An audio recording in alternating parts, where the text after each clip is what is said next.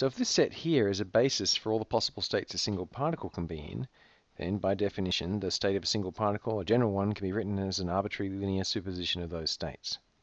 Now if we have n of those particles, we have to take the tensor product of the spaces, and that means that the complete basis is the arbitrary tensor product of all possible combinations of those basis states, and we need to have a complex number for each one of those.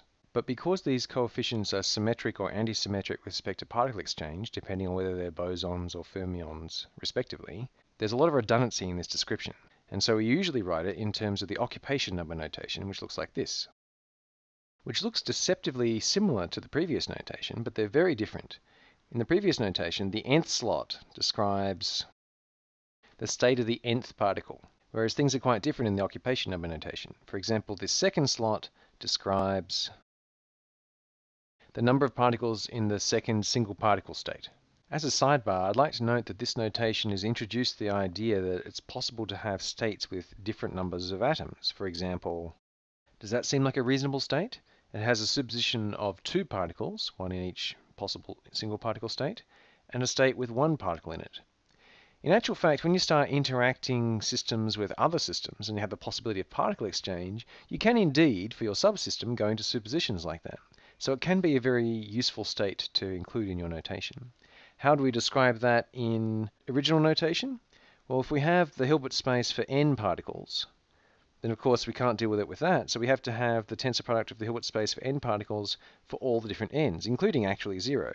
So the full space, and this is called the Fock space for particles, has the tensor product of the Hilbert space for all the different possible numbers of particles. So our original notation up here, which some people call first quantized notation, for historical reasons that we will attempt to forget, is actually just a subset of the full Fock space where we have a specific number of particles.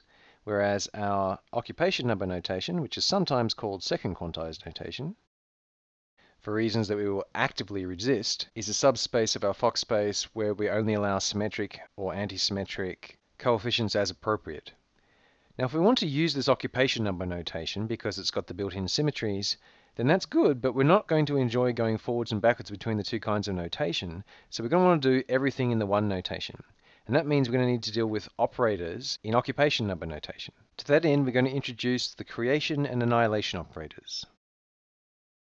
And they do exactly what their names imply. They create and annihilate particles. So the operator bj annihilates a particle from state j, and operator bj dagger creates a particle in state j.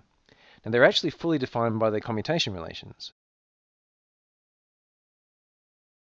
where we're taking the minus sign, in other words the normal commutator for bosons, or the plus sign, which is the normal anti-commutator for fermions.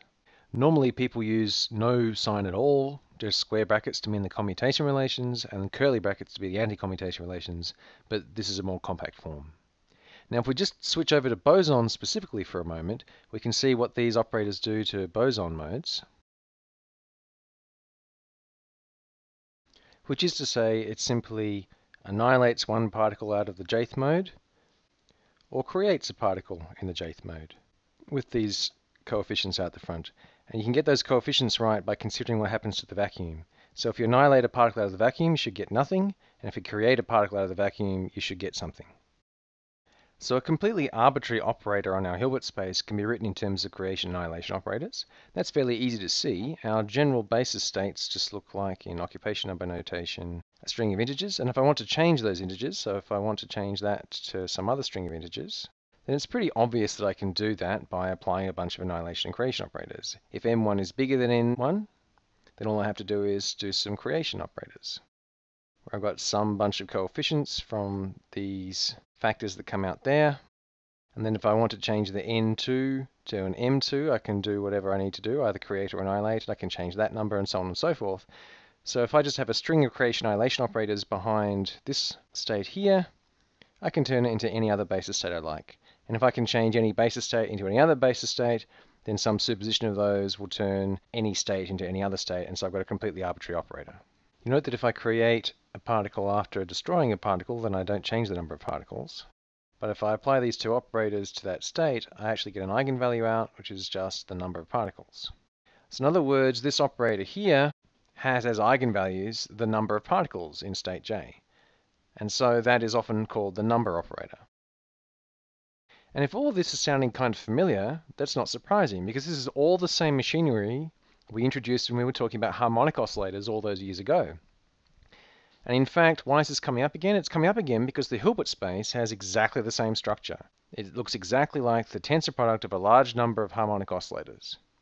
And this actually explains the fact that bosons have exactly the same structure as the large number of harmonic oscillators goes a long way to explaining exactly why physicists are so fascinated by that system. It just seems to keep coming up again and again and again. So all that machinery that we used to use for harmonic oscillators, we can now use for any collection of fundamental bosons.